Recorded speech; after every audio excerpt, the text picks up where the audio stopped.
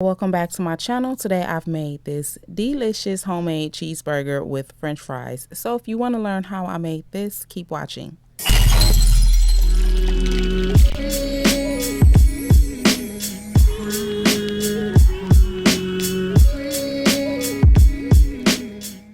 For this recipe, I'm using 73% lean ground beef, black pepper and Lawry seasoned salt, mayo and mustard.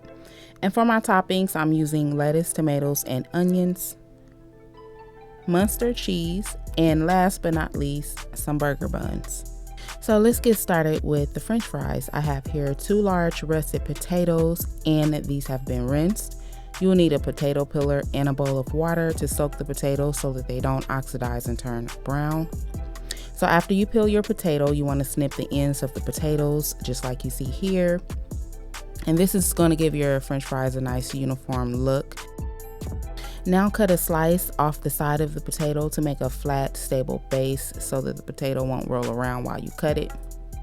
Then you want to cut these lengthwise, just like this. And now you can cut your fries as thick or as thin as you like them. If you want big fat potato fries, you can do that. If you want shoestring fries, you can do that. And we're going to leave these in the water while we prep the other ingredients. So let's go. So now let's work on the meat. First off, make sure that your ground beef is at room temperature before you cook it, because this will ensure that it cooks evenly in the skillet. You want to take a handful of ground beef, just like this here, and we're going to form this into a patty. Now make sure that your patty is a uniform, even thickness all around so that it'll cook properly, but try not to make your patty super duper thick, or you might find that some of the inside is not fully cooked. Also, make sure that you do not season your meat at this point. I repeat, do not season the meat at this point. We're going to season the outside of the patties just before we place them into the skillet. So if you were to season them too early with salt, it'll begin to draw moisture out of the meat and you'll have a very dry burger, and that's not the taste that we're going for today, okay? So now let's prep the toppings. This part is super simple. Make sure that everything has been rinsed off. You're gonna slice those tomatoes down to whatever size that you prefer. Do the same for the lettuce. Now we're gonna work on the onion. Now, if you're not putting an onion on your cheeseburger, you can skip this step, but I'm gonna slice the onions down into like thinly sliced onion rings, and I'm gonna grill these alongside my hamburger patties. I'm also going to toast my buns with mayonnaise. If you have not tried this, you've got to try it. It's really, really good using mayo as opposed to using butter. Spread like a thin layer of mayonnaise on all 4 buns, and we're going to heat this in the skillet on medium heat. So now I'm gonna place these here on a cooling rack. If you place your hamburger buns directly onto a plate after taking them out of the skillet, you might notice that your bread is gonna be wet by the time you begin to assemble your burger. So I like to place these on a cooling rack just to prevent the buns from sweating. Now you can season your patties. You can use whatever seasonings that you like and sprinkle a good amount on the outside, but try not to overdo it with the salt. Just make sure that you only season one side of the meat. So now you want to add the meat to the skillet, season side down. You can go ahead, throw in the onions if you're making onions.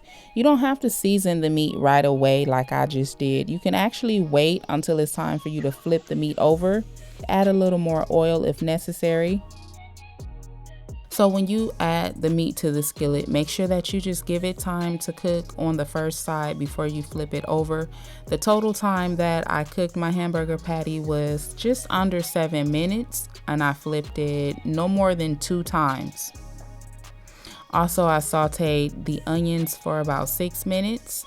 When you saute your onions, you're just going to cook them until they are, the desired doneness that you prefer. So just before taking the meat out of the skillet, go ahead and place your cheese on top.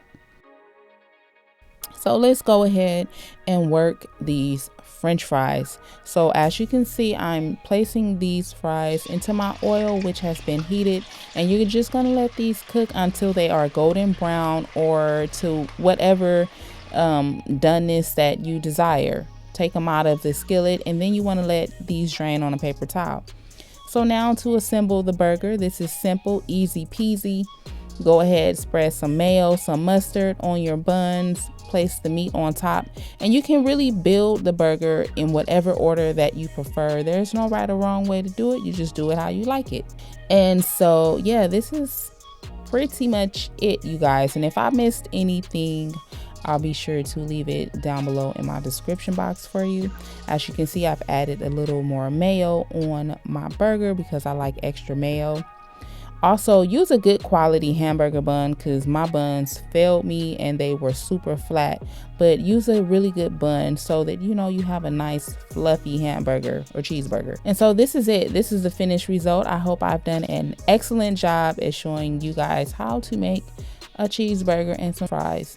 Make sure you thumbs up this video if you liked it, and I will catch you guys in my next one.